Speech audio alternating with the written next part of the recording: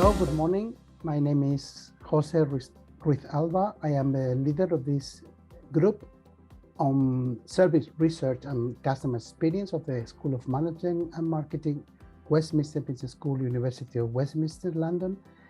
And today is the 8th of June, 2022. And it is an honor for us to have Debbie Harrison from Norwegian Business School and Roberta Bocconcelli from University of Urbino in Italy. And of course, thanks to all of you members of this group who wanted to join us today, 9:30 a.m. London time, but I know you are in different time zones, so some of you are making an extra effort to coordinate this. So please, normally we will do, as we do this kind of seminars, we give you time, we say 20 minutes or 25 minutes. You will discuss and present one of the very interesting papers you have recently published in 2020 in Industrial Marketing Management. And then we will have a discussion with question and debate, okay? So please, Roberta or Debbie. Perfect, we will share the screen. So the most overused phrase of 2021, can you all see the screen? Yes. Let us see if we can get it in presentation mode. I think it is easier to see. There we go. Perfect. Yes. So first of all, on behalf of myself and Roberta, thank you ever so much for inviting us into your seminar series this morning. We really appreciate the invitation. It's our absolute pleasure to be here. You've just been hearing about where we're from. So I won't repeat that. And we also know that we're here this morning to talk about our research paper around resource interaction and resource integration, similarities, differences, and reflections.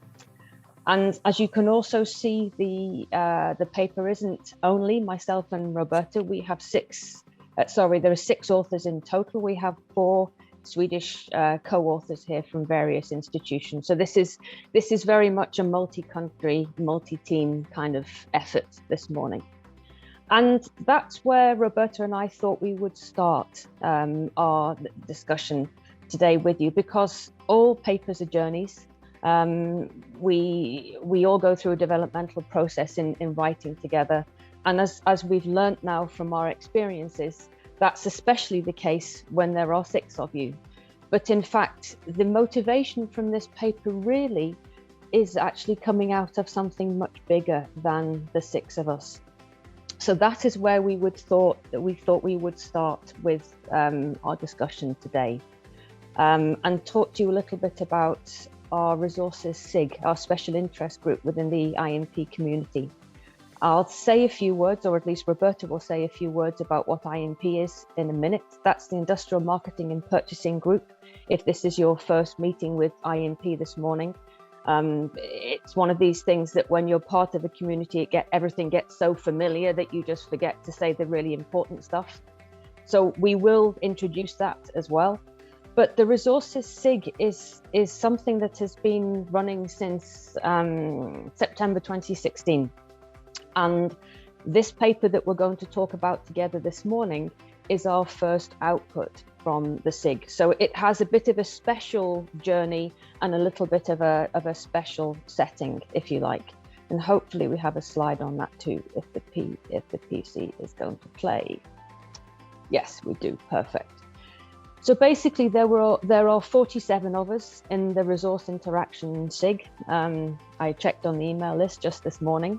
When we started, of course, there weren't 47 of us, there were 11 of us. And that would have been, in some ways, managing academics is a bit like herding cats, as I'm sure all of us have been told by our bosses. And in many ways, 11 of us would have been actually a pretty good number.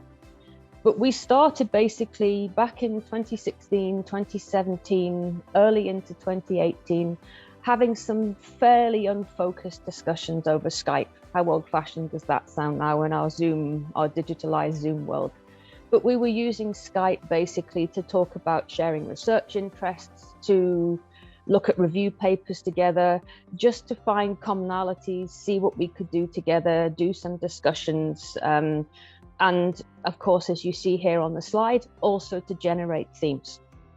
And eventually we got a little bit organized, we focused, and we have 6 themes as an organizing device. It's partly to keep the discussion very research focused and not just let it grow and become vague and so on and so forth. And one of the sub themes here was around IMP, resource interaction.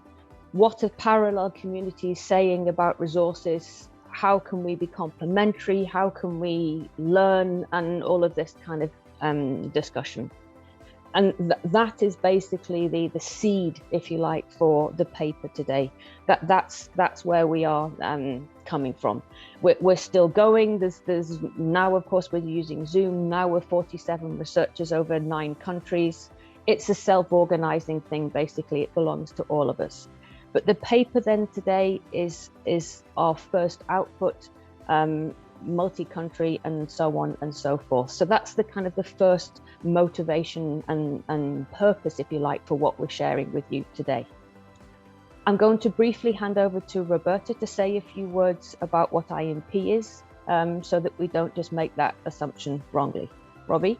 Yes, I'm ready. So thank you, Debbie. It's not easy to summarize 40 years, I would say, of researchers on IMP. Okay, but Debbie really summarized in a very smart way what IMP is in the hashtag that you can see here. So IMP is about interaction in business markets and not transactions. And this means that IMP really was born in the late 70s, early 80s, challenging the traditional view of the market that in a way take transactions as the starting point to explain how businesses in a way functions. So IMP is an approach within B2B in industrial marketing and purchasing and related application areas that in a way explain the functioning of the business markets in terms of relationships and not of transactions. IMP is an empirically based theory. So what happened 40 years ago is that some researchers observed that the business markets cannot be explained within the boundaries of the traditional view of the market, the microeconomic view of the market. Indeed, what they observed some time ago was a business market made by relationships, and observed that companies was interacting more than transacting in a way. So the IMP has 2 main key assumptions to explain what happens in the business markets. And these 2 assumptions are interactions and interdependence. There are business relationships that explain how business markets function, and business relationships are made up by interactions going on over years between companies, and these interactions in a way creates interdependence between actors, between companies in these markets. So IMP is about interaction and not transactions. The first book edited by Håkan Håkansson in 1982 was about the interaction perspective. And what do you see here in the slide, in the picture, is the last book, the cover of the last book of IMP, published in 2017, if I'm not wrong. and is about the last 20 years of researchers in IMP. So the main important thing to say is that IMP is about business relationships, business network, and business relationships have a history, are made up by interaction episodes that are going on years by years. And these relationships altogether constitutes the business network in which companies are in a way embedded in. And business network is complex and is made up by activities, links, resource ties, and actor bonds. And these three layers of the network, of the business network, constitute the main, in a way, layers in which interaction occurs within business relationships. So activities, resources, and actors per se constitute three network layers and display their effects on the business relationships and on the overall business networks. So these three layers have been investigated by IMP researchers in different ways and in different times. And a lot of studies have been written out with the specific attention on activities, resources, and actors. And starting from the early, I would say, 2000, a lot of attention within the IMP community has been addressed through the resource layers. So the paper that we are going to present now is about the resource layer and the resource interaction approach that has been developing since the early 2000 on. So the result of this, you can go on with the slide. So the paper is about resource interaction and resource integration. As you perfectly know, since you are in service, resource integration is, I would say, the view on resource developed within the SDL view, and resource interaction is, in a way, the perspective of IMP on the resource layer in business network. So the main purpose of the paper is to provide a state-of-the-art comparison. Is not really a literature review paper, is a comparison based on a literature review of the two literature streams, is a comparison of the conceptualization of resources in the IMP and SDL, namely resource interaction in IMP and resource integration in SDL. Why we wanted to compare these two approaches? Because both IMP and SDL are about understanding how resources are key in explaining value co-creation in markets, in business markets. And most important, both are inter-organizational approaches. So resource interaction and resource integration are about how resources are key in explaining how value is co-created in interaction between organizations. We can go on. So the paper is based on three main research questions. The first is how resources are conceptualized in resource interaction in the IMP framework and resource integration within the SDL framework.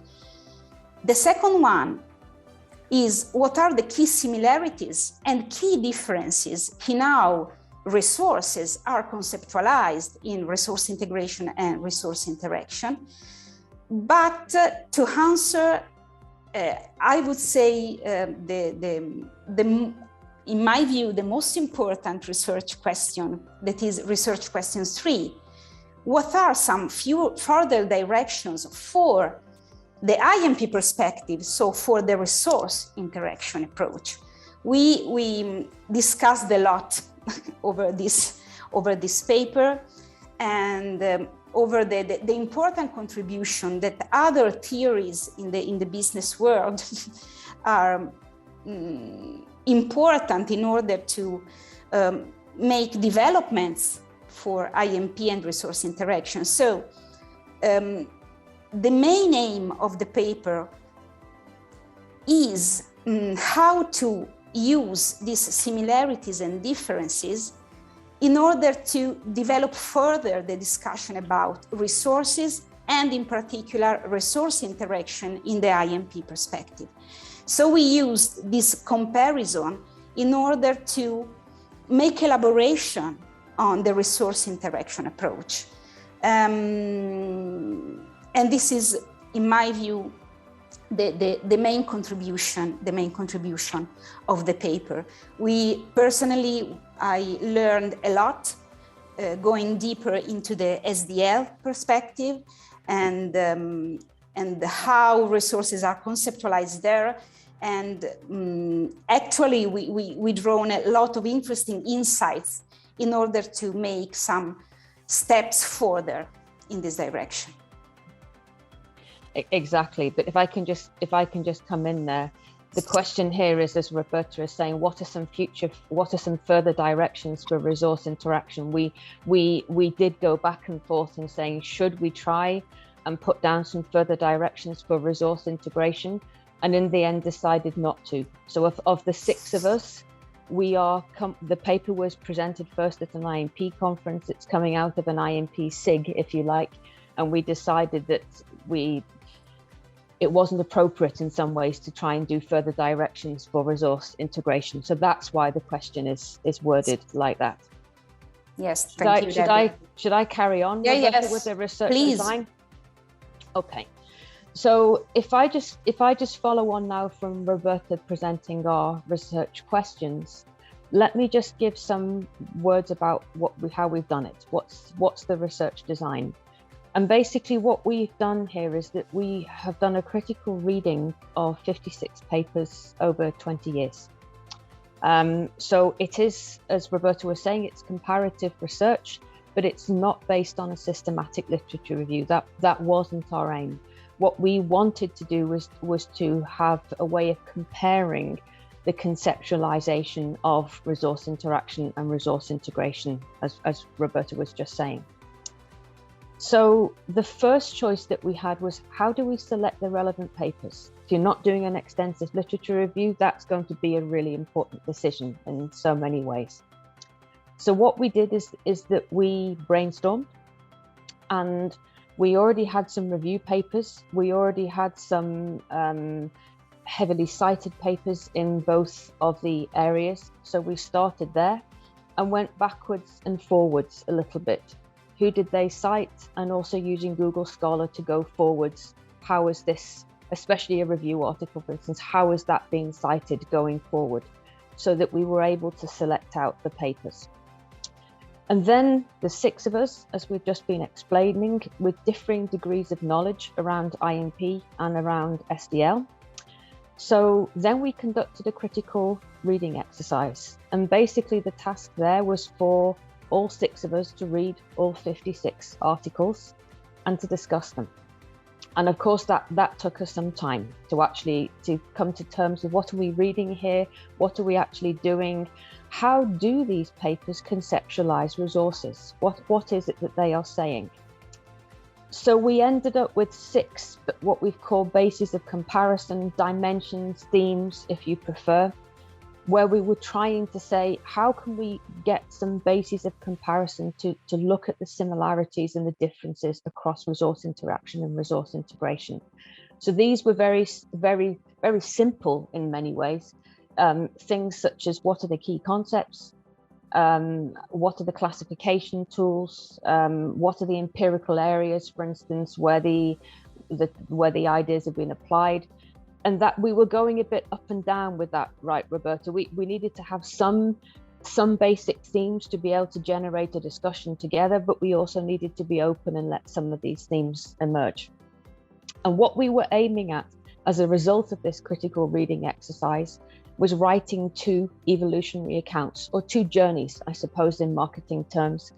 How has the idea of resources and how resources have been conceptualized developed from from the year 2000 to 2022? That sounds much better. And this, don't worry, I'm not about to go into this in any kind of degree of detail, but it is simply just to show you the spread of the articles. You've got 5 time periods here, and that was a deliberate choice on our part to periodize into 5. They're roughly 5-year time slots. And what we were doing is to say, what's the pattern? How does it look over time? It makes it easier for us to compare what were the two areas saying in 2010, for instance, and also for readers, at least that was the assumption that we made. It makes it easier for readers to be able to simply grasp the journeys, if you like. So that was our periodization decision. Let's see, that's probably enough about research design. So let's go into looking at our first research question about how resources are conceptualized within these two key areas looking at resources at the moment. And the way we're going to do this now is that I will start here talking about resource interaction, and Roberta will come in to say some words about resource integration.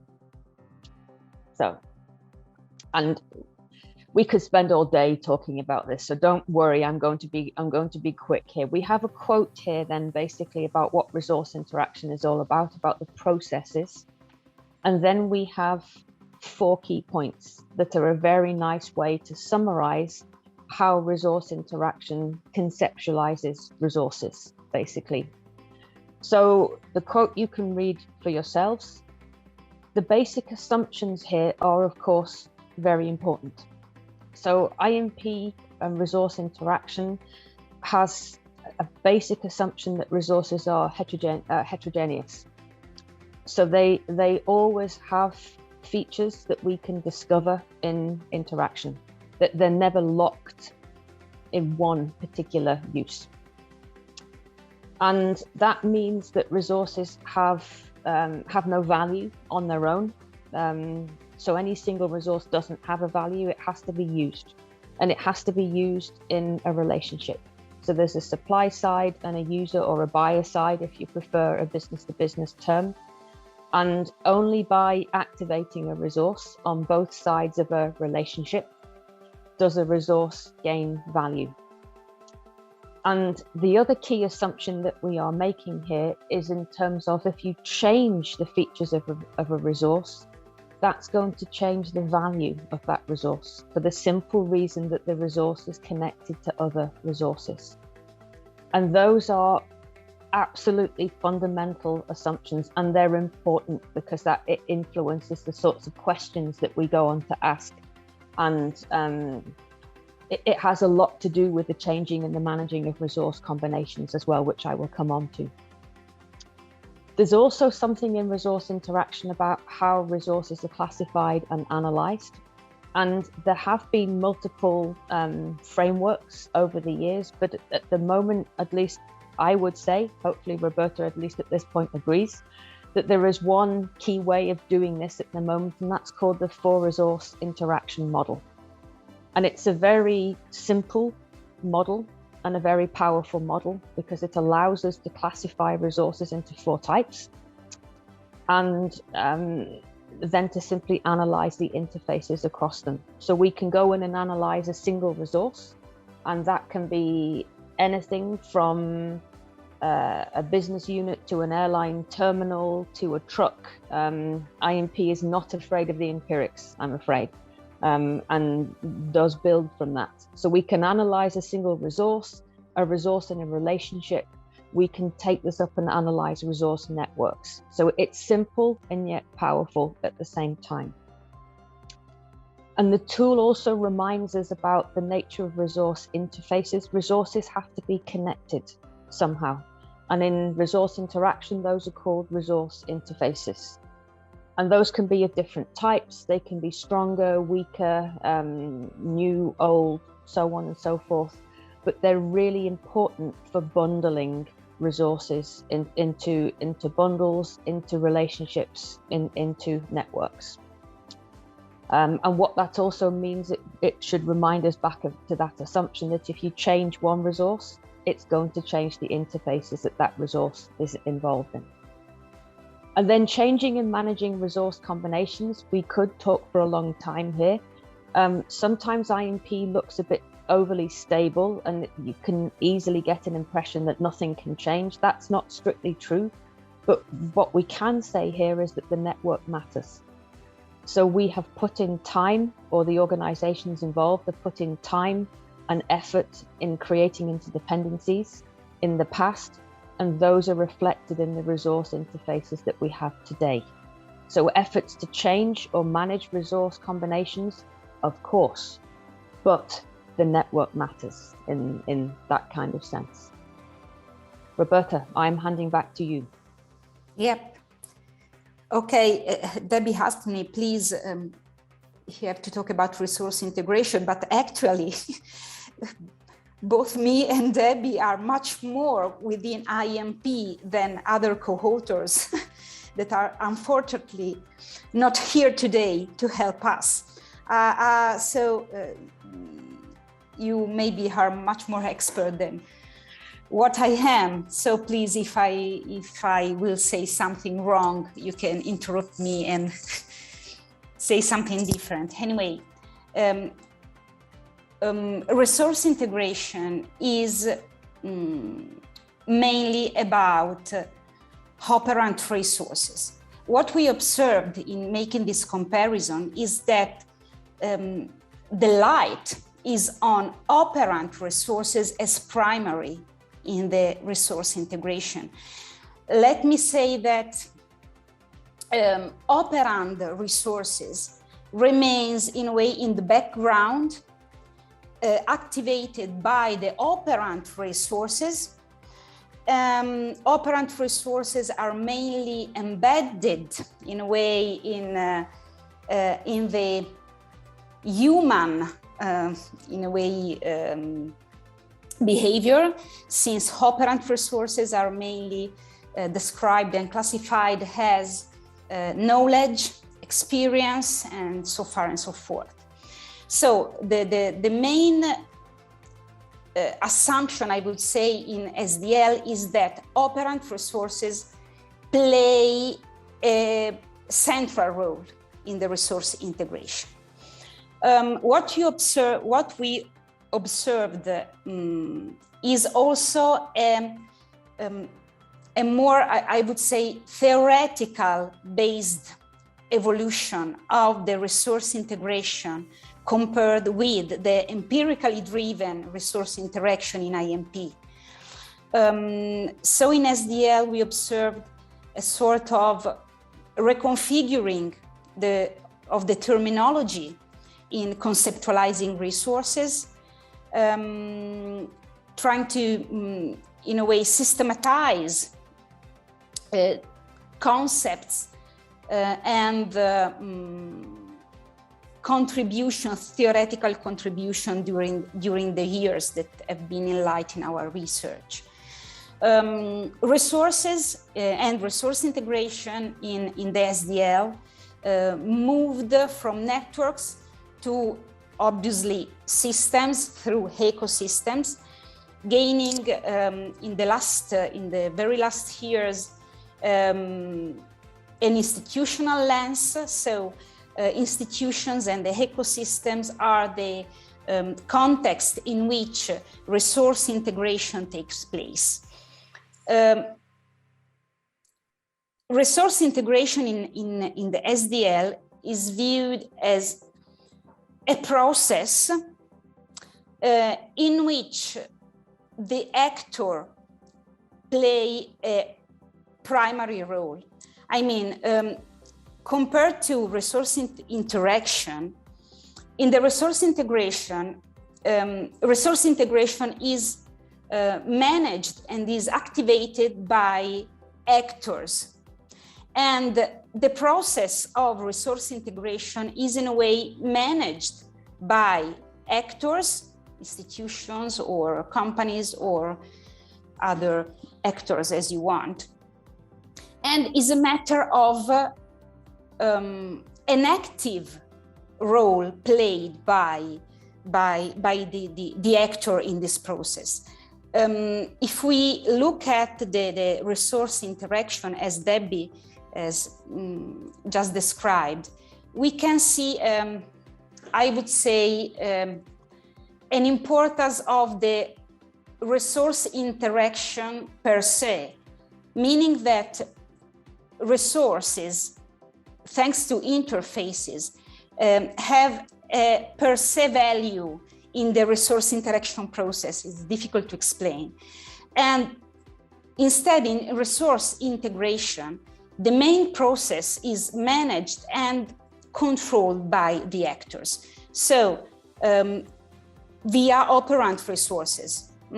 So knowledge and capabilities are, and so operant resources in the activated by the actors allows for integrating resources that generate value along a process that we can define as, I would say, not really linear, but an upgrading resource integration process, so to say. So central role played by actors in the resource integration as a process via operant resources. This is how I can summarize the resource integration. Okay, very good. And then we'll continue, Roberta. Yep, no, I was just looking to the chat. Okay. Yes, please, but we can do the next slide together. So, research question 2. So what are the key similarities and differences in our resources, how conceptualized? So the first, with the first research question, we depicted in a way the two different approaches. And with the second research question, we tried to compare these two different approaches. So in this table, you can find some main differences and similarities. So if you want to go fast in this, Debbie, we also said something, but we can focus on some of these. This table is in many ways too messy to do quickly. So maybe we should highlight a couple of similarities and a couple of differences, and then leave this for discussion later. So I think one of the things that you immediately see in a table like this one, and in some ways was part of the motivation and the purpose of the paper, and indeed the SIG, is about terminology. And that's that's a low-hanging fruit that's going on here. Some of the terminology sounds really similar, and that was one of the things that we wanted to investigate purely for our own learning at the start of the paper, at least, around what do we mean by these terms? What is a resource? Hence, in many ways, the first research question about how are resources conceptualized. So that is one similarity that we need to deal with, if you like. And then we have, referring to what Roberta was just saying now about SDL and resource integration, we have, if we go down the themes, 1, 2, 3, 4, to the role for actors, for instance, that's another similarity. There's a role for the actor in both of these areas, but it's in some ways it's quite superficial. I would say there's more of that in SDL than there is in resource interaction. And that's, if you're really interested in that, that's something that we can come back to. I think there's also, interrupt me, Robbie, when you want to, that there's also some key differences here, for instance, in terms of how resources are classified and analysed. I suspect that the SDL is coming more towards that. There's also some differences in terms of how resources can be changed and managed, and that takes me back to the point that I was just mentioning, that the network really matters. So that is something that's key to resource interaction. It's one of the concepts coming from networks, and the network is always there. Yep. And you have to take that into account in terms of how things have been changed. And then probably the last thing from me, at least, Robbie, is in terms of the empirical settings. Yes, that's exactly. the key difference across the two approaches. And that's not bad or good, that there's no value judgment from us there. It's simply a reflection of how these two, SDL and INP, where they've come from, how they've started, how they build knowledge, all of this kind of extremely important knowledge building type of area. So those, yes, I think would be some key similarities and differences from me in terms of how to interpret this extremely messy table. Yes, exactly. And I would emphasize the fact that what really impressed me the most was to observe the differences between resource integration and resource interaction in terms of theoretical development, theoretically based resource integration, and empirically based with respect to resource interaction. That, I mean, as Debbie said, is not bad or good, is really a big difference between the two approaches. So in the resource integration, there has been a lot of a great effort in order to systematize and theoretically developing some concepts. On the other side, in the resource interaction, we have a lot of studies based on empirics, based on case studies, based on very detailed description and interpretation of the business reality, but in the same time, we observed some, I would say, some lack in the theorization of what really resource interaction is about. So this is a big difference that really comes up in a way. And in many ways, this is also, can I go to research question 3? Yes, absolutely. Yes. In many ways, this is the key learning that we had as the 6 author team, because as Roberta's just saying, SDL is good at theorizing, is good at conceptualizing if we're comparing to INP, because of this starting point, this empirical starting point. So we sensed a challenge here, because also, as Roberta was saying, INP is 40 years old. And what happens to you when you're 40, as those of us who are already 40 know, that's midlife crisis time, right? So this is very interesting for a research community, because then you think, okay, how has things been done previously? How have we built knowledge previously? Should we do things differently? What can we learn from parallel research communities such as SDL? So part of our answer then to research question 3, what are some further directions for resource interaction, are basically in terms of, I won't speak to all of these now, but we'll just take the first one in terms of conceptual refinement. Working empirically is fun. Working empirically keeps you very, very close to business, to practice. Case studies have a great deal of value. But, and I'm not speaking for Roberta, my co-authors, and certainly not INP at this point, but in my opinion, we don't go the last analytical mile enough. And that is one of the challenges. Don't put that in the YouTube thing, please. That is one of the key challenges that we have around conceptual refinement, and actually saying we have then, for this paper, 20 years of lots of empirical studies, some of which build on each other and some of which frankly don't, and some of which are taking concepts and not ever fully defining them. So we're running out of time here. Robbie, will you take this last one in terms of conceptual refinement? So this is the last effort of the SIG. And in a way, this paper just published in IMM is answer to the call for a conceptual refinement that was launched in a way with the paper of the 2020 paper. Also, this is an amazing journey within resource interaction, and made up by a lot of people, as you can see here, with a lot of 9 universities, if I'm not wrong.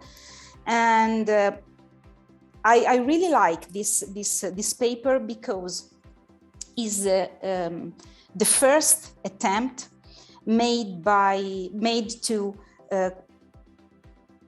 conceptualize in a resource interaction to, in a way, integrate all the researches that have been done in the last 20 years, made by a lot of people that was already, in IMP since the beginning, but in the same time, made by a lot of new and young people that are much more interdisciplinary in this respect. So we have here a different generation of people involved in IMP, but also people that experience the other theories, other theoretical approaches. So I really liked this journey together, and I think that this also is a point of departure for other elaboration on the concept of resource interaction. By the way, with this paper, we tried to systematize the last 20 years of work by the effort of different people differently involved in IMP and other streams of research. So I consider this as a great result so far. But the starting point for doing something else and to go further in this direction. Please, if you want to add something. Yeah, I think this will keep us busy for some time, I have to say. So all that remains for us to say now is thank you for listening to us, and we hope you've enjoyed our presentation. And also on behalf of both of us, if we've made you curious about resources in the presentation, and hopefully we have, it's a standing invitation if you would like to come and be part of the SIG, or just come and share some, give a seminar, or come and join a meeting and see what it's all about. It's not a closed group. We've been very, very deliberate about that over the last years, and it is a self-reinforcing thing. So you're invited whenever it suits you. Doesn't need to be now. We will be there. Yes, please. Thank you. I will stop sharing now so we can see each other better, and I can see we have some things in the chat. Mm-hmm. So thanks so much, Debbie and Roberta. And now it's time for discussion. I mean, we have 25 minutes. I would suggest, instead of using the chat, I would suggest you can use the raise hand function, and I can give you the word so we make it more personal. So who is the first one who wants to make a question? There is also a question in the chat. Yes, but maybe that person, it was Ashwin. Yeah, thank you, Professor Debbie and Professor Roberta, for the wonderful presentation. So my question was, you did mention about, did mention that resources comprise resource interaction and resource integration. So in the event of issues like service failure, what is the role of these resources and what happens with IMP and SDL? So this is my question. Okay, do you mean if we face a service failure, so how this can be interpreted in a way, taking a resource integration or resource interaction perspective. Yes, yes. Okay, I can answer with an IMP perspective. If is not a failure, IMP would answer to this. Okay, what is a failure is a service failure is not really a failure in itself. It's something to in a way to reassess, and is an opportunity for resources to be in a way recombined in a different way to overcome this failure. It's really difficult to answer to your question, taking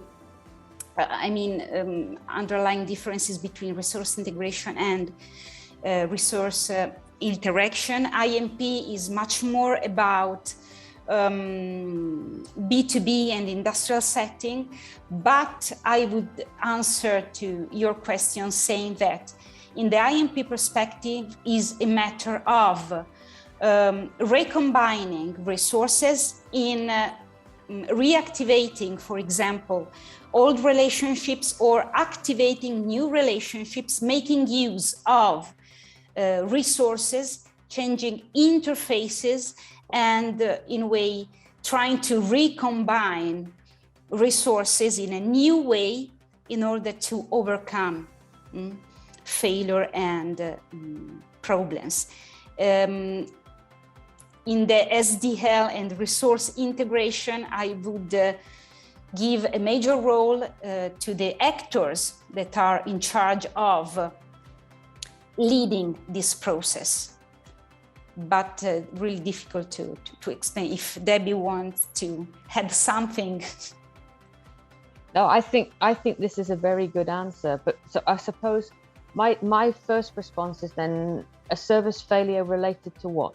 Tell me, contextualize this a little bit for us, because then we can start to point to the resources and the resource interfaces. So give me an example of a service failure. Yeah, something that led to economic loss. Let me say that there was an ERP implementation failure, which led to an economic loss for both the service provider as well as the customer.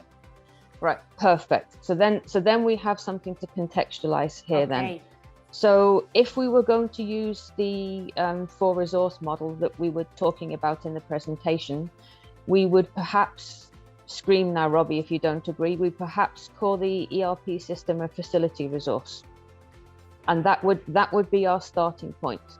And then we would start a mapping exercise that said in the service provider and the user, we'd put the ERP system between them as a kind of a resource interface, and then say what other resources does the ERP system connect to. So there must be other IS systems, there must be products and services and so on. And if you wanted to, you could stay in that dyad of the ERP system, or and those relationships, or you could start to extend that into a whole resource network. And if that was a temporary problem with an ERP system, then we'd need a process of recovery to make those interfaces work again. And I'm guessing you know a lot more about ERP systems than I do here. But if it was a more a permanent problem that the ERP system needed to be changed out, for instance, you needed a new one, then it starts to get very interesting, because then you need to somehow put in a different facility resource and make those connections work as well. So that's a very good question to very neatly show how IMP would tackle that. And as you can see, my answer is very concrete. Start with the resource. You could also start with the actors there and say, what's our temporary workaround, or how do we deal with this? How does the actor change their resources to do a service recovery of the service failure? But that's a slightly different question, and a very neat way to illustrate this issue of where is the role of the actor really? You know, we like resources, right, Robbie? So we would answer that in different ways depending on where we started, if you like. Okay, thank you.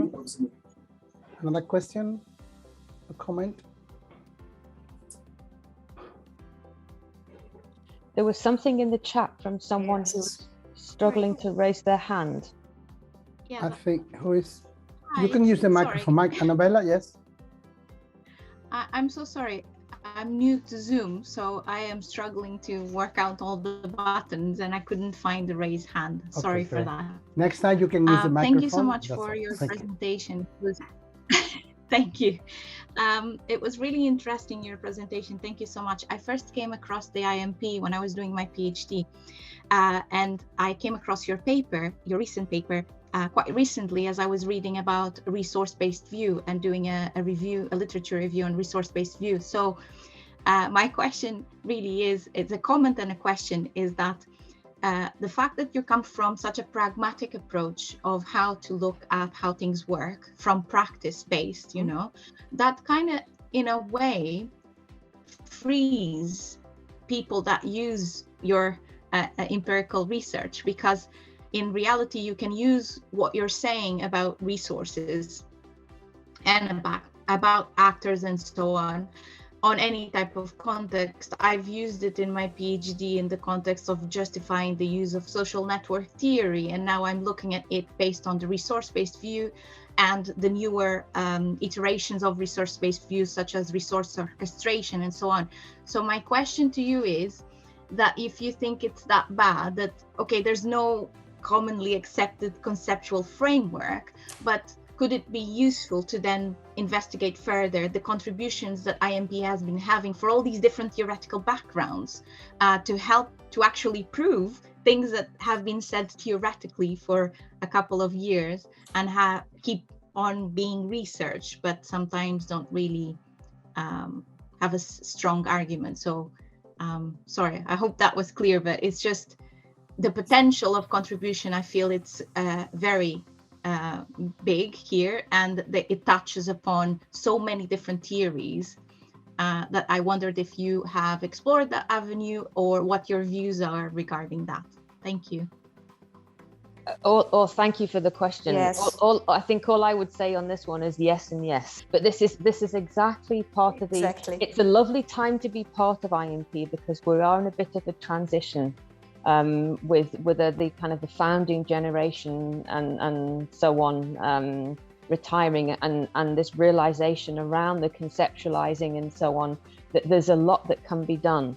But one thing that I think about when I'm listening to your question here now is that maybe we need a comparison paper that actually not only does the comparison with SDL that we've talked about this morning, but also compares with the RBV, compares with resource knowledge-based view and so on, resource advantage theory, and another, basically a parallel, a broader, more managerial management area kind of approach.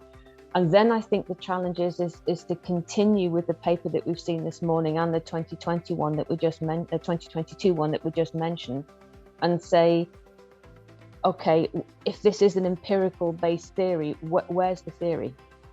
And what does it, as you're saying, Annabella, what does it look like? So if the RBV asks this and the newer post 2018 Barney version of the RBV says that question, what sorts of questions are we asking? I don't think we're brave enough with this. Roberta, you should comment now. Absolutely. I don't think we are brave enough in the theorizing. Absolutely. Yes, I perfectly agree. And yes, and thank you for the comment question, because this is exactly what we are struggling with.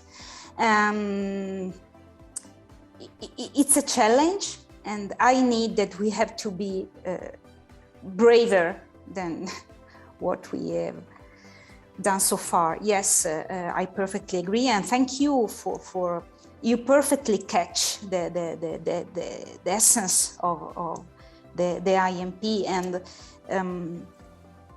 it's a challenge, and we have to take this as a challenge, but trying to emphasize and in a way value the empirically based nature of the IMP, but in the same time we have to show theoretically this kind of importance.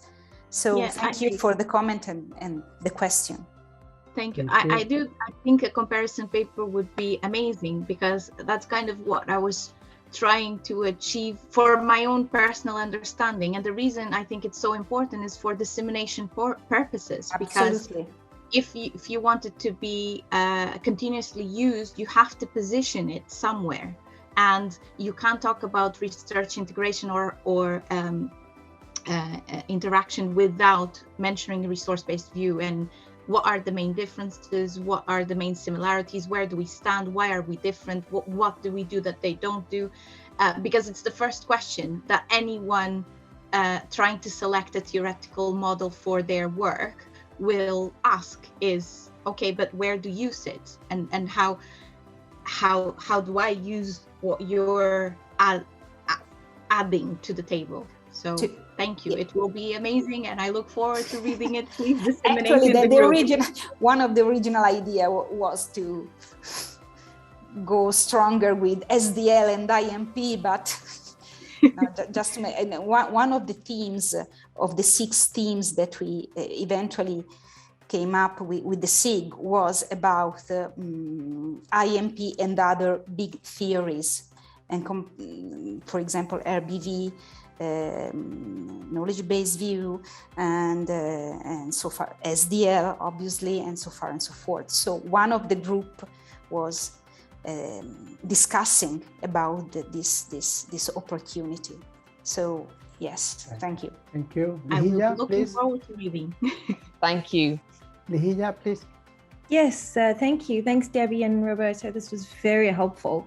I can't thank you enough, and thanks, Jose, for inviting me to this session, because I'm actually currently working on a paper where I started off with SDL and then realized, and resource integration, and then started reading into IMP a bit more and realizing that it's more relevant from an IMP perspective. So I've now switched over, and my paper's halfway and I'm having to realign everything from an IMP perspective now for everything across the SDL. So I think I'm trying to slap myself on the wrists now and make sure that I bring it back and not, open it up too much. And I think that's the question that I'm facing is, what is the core focus? Am I focusing on value co-creation, or am I focusing on pairs? So that it's, I don't interplay between the kind of lens that I use, but it's more value co-creation. So the question that I'm looking at is, how can value co-creation be realized when developing a platform as a service strategy? So it's all about value co-creation, but then hence the interplay, because with the interactions, the one informs the other, because it's a reinforcing loop. Through the interaction, you then create and reshape platforms in a different way, but through the platform engagement and co-creating on the platform, you then change the way value co-creation is shaped. And so that's what I'm looking at now. So if I looked at it in the other lens, then of course SDL played a more focused direction. But if I'm now moving to IMP, it's more about the interactions that take place through the value co-creation that then changes the way the platforms are shaped. Exactly. And and the way you explained it just now from an IMP and value co-creation perspective, that sounded like one paper just then. Yep. And if you have longitudinal data where you can actually show the evolution and that duality of shaping and being shaped. Exactly. And how the platform has the resource and the access and so on, then I think you have a very, very nice paper. Okay, thank you. Exactly. But that's the other choice that you have then in terms of how much the context matters. Yeah. And that kind of thing. Yeah. Okay, I won't volunteer Roberta's time, but if you want somebody to read it later, you know how to find us. Oh, thank you. Yes, absolutely.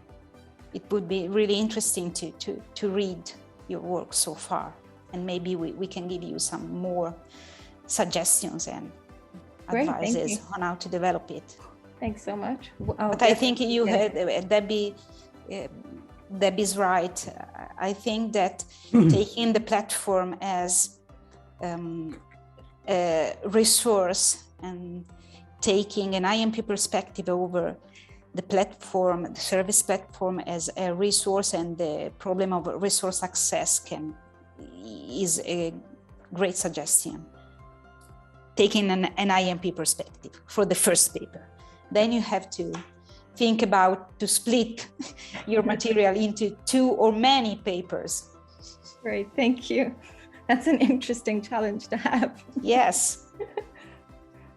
Thank you. So, other questions or comments? Evgenia? Hi, hello, and thank you, Debbie and Roberta, for a very interesting presentation.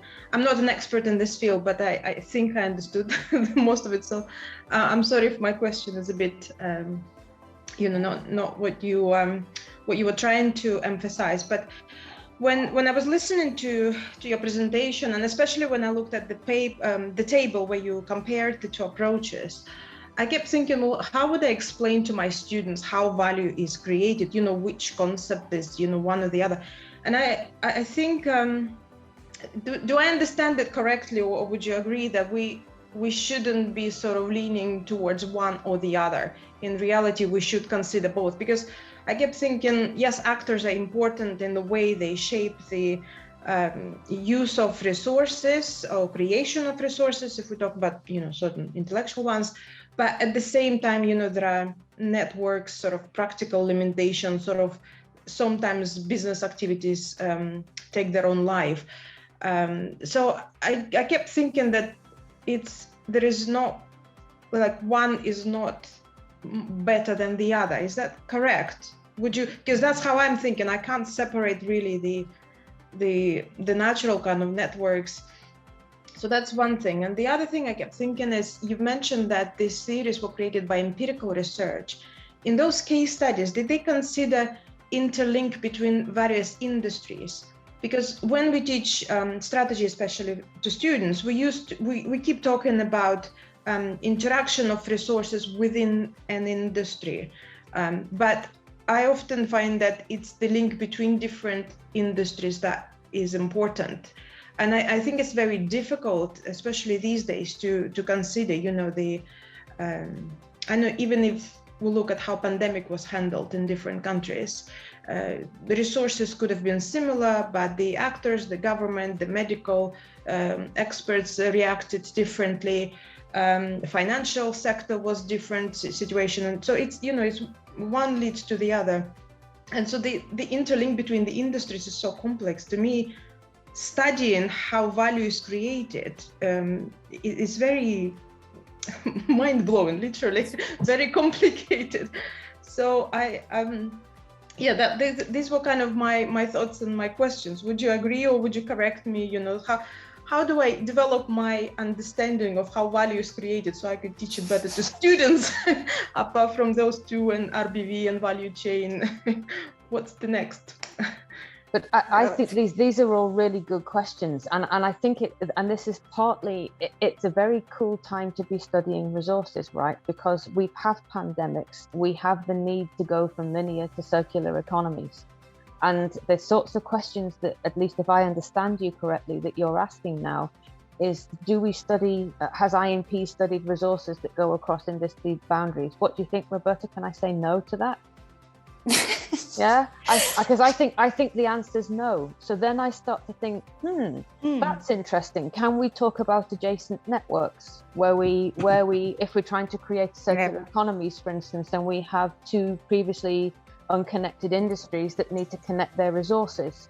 That would be interesting to look at value creation or value co-creation there. And something that I know Roberta knows more about than I do, global value chains, for instance. Yes. Might also be a phenomena that you can utilize here as a form of relationships and networks to teach your students around how value is created, because then you actually do go across, Robert, you know much more about this than me, then you actually do go across boundaries in a quite different way than we would at least typically do, if we're just looking at a single network. Yes, I agree. Global value chain are, yes, absolutely. Anyway, you are correct. Yes, you well understood what the point is, and yes, and the global value chain, for example, can give you another perspective on how to cope to this, and I'm struggling now to trying to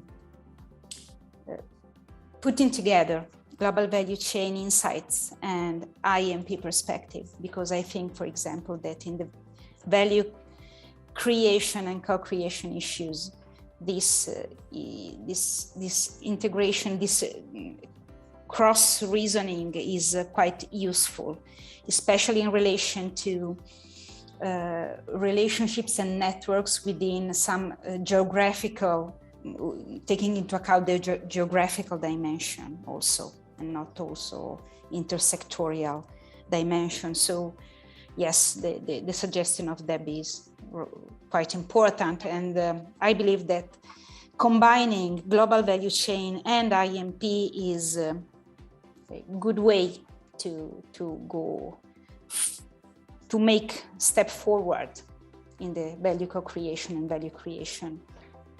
Thank you. Thank you. This is another paper I can look forward to reading, right?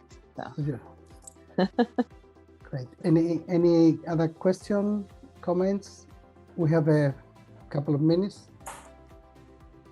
No, I will actually ask you something. It's about interfunctional coordination, because there is a big challenge that's being identified by many authors when the different functions of I don't want to say department, let's say functions of the firm, they work as silos, they don't share information, they don't collaborate. This is a big problem in value co-creation, in the integration of resources, etc. So in this 56 paper that you have analyzed, and also based on your experience, what is the potential of doing research from this perspective? Organization has been widely investigated, but intra-firm network, intra-firm use of resources, conflicts of interest, conflicting goals, etc. How do you see that, if there's any potential there for a better understanding of value co-creation and the actors' engagement? Because sometimes it's not only internal actors, customers, in business context, they interact with teams of actors from the customer, teams of actors from the company. Also, they have service provider. How do you see this? I think this is also an interesting question. There is some stuff in those 56 articles about teams as that's what the actor is, a team around the resources. But you're asking a much bigger and much more interesting question here as well, which is in terms of what's the interaction between intra and inter. And that's something, at least to me, Roberta, that IMP hasn't studied enough. And there's a lot of potential there, I think, to actually say what's going on inside of the organization, influencing relationships and influencing how acting within a network. So that would be my first response to that, that there's loads of potential there. And I suppose that ultimately, why not take some of these resources concepts and say, how does it work if we go inside one large network-like organization that has very similar properties? I suppose it's just all within one ownership boundary. Yes, I agree. And I would link this to the, I would say, problem of considering the role played by individual actors within the company as really actors in the IMP. I mean, in the regional framework of the actors' activities and resources layers, IMP and some people in IMP recognized the importance also to consider the individual actor level in the IMP framework, but suddenly this was not really developed in the years later. So your question is absolutely important. I mean, obviously, there is not only the individual dimension in the intra-organizational aspects, but individual and dimension, I think that is one important aspect that IMP has to deal with in the last future. Yes, so you touch, I think, an important questions, because in order to answer to the interrelation between inter-organizational and intra-organizational aspects, we need to make some step forwards and considering also the role of the relationships between individual actors within the company, within the firms. Okay, thanks a lot. So we need to finish now. Thank you, Roberta and Debbie, for your wonderful presentation. Thank you, all of you members and participants in this research group. We will edit this.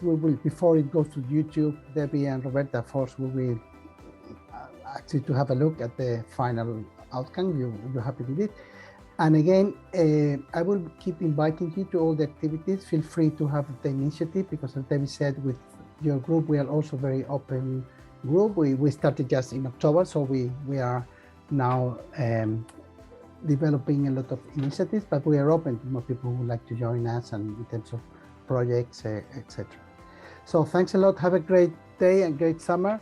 And I will stop recording now and hope to see you soon. Okay. Thank you. Okay. Thank you very much, Thank you very much. everyone.